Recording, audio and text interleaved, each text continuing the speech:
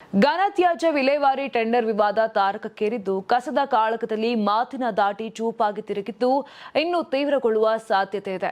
ಇನ್ನು ಬೆಂಗಳೂರು ಘನತ್ಯಾಜ್ಯ ವಿಲೇವಾರಿ ಟೆಂಡರ್ ವಿಚಾರವಾಗಿ 39,437 ಕೋಟಿ ಮೌಲ್ಯದ ಅಕ್ರಮ ನಡೆದಿದೆ ಎಂದು ಆರೋಪಿಸಿರುವ ಬಿಜೆಪಿ ಈ ಸಂಬಂಧ ಲೋಕಾಯುಕ್ತ ಹಾಗೂ ರಾಜ್ಯಪಾಲರಿಗೆ ದೂರು ಸಲ್ಲಿಸಿದೆ. ವಿರೋಧ ಪಕ್ಷದ ನಾಯಕ ಆರ್ ಅಶೋಕ್ ಟೆಂಡರ್ ಪ್ರಕ್ರಿಯೆಯಲ್ಲಿ ಭಾರಿ ಅಕ್ರಮ ನಡೆದಿದ್ದು ಗುತ್ತಿಗೆದಾರರಿಗೆ ಅನುಕೂಲವಾಗುವಂತೆ ಸರ್ಕಾರ ನಡೆದುಕೊಂಡಿದೆ ಎಂದು ಆರೋಪಿಸಿದ್ದಾರೆ. ಇದಕ್ಕೆ ತಿರುಗೇಟು ನೀಡಿದ್ದ ಮುಖ್ಯಮಂತ್ರಿ ಡಿಕೆ ಶಿವಕುಮಾರ್ ಅಶೋಕ್ ಅವರು ಕಸ ಮಾಫಿಯಾದ ಏಜೆಂಟ್ನಂತೆ ಮಾತನಾಡುತ್ತಿದ್ದಾರೆ ಅಂತ ವಾಗ್ದಾಳಿಯನ್ನು ನಡೆಸಿದ್ದಾರೆ.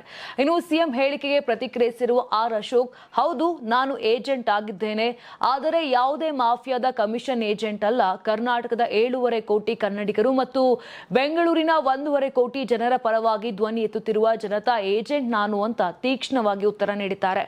ಅಲ್ಲದೆ ಸರ್ಕಾರವೇ ರಚಿಸಿರುವ ಉನ್ನತ ಮಟ್ಟದ ಸಮಿತಿಯ ವರದಿ ಬಹಿರಂಗಪಡಿಸುವಂತೆ ಸವಾಲು ಹಾಕಿರುವ ಅವರು ಟೆಂಡರ್ ಪ್ರಕ್ರಿಯೆಯಲ್ಲಿ ಪಾರದರ್ಶಕತೆ ಇದ್ದರೆ ವರದಿಯನ್ನ ಸಾರ್ವಜನಿಕರ ಮುಂದೆ ಬಿಡುಗಡೆ ಮಾಡಬೇಕು ಎಂದು ಒತ್ತಾಯಿಸಿದ್ದಾರೆ.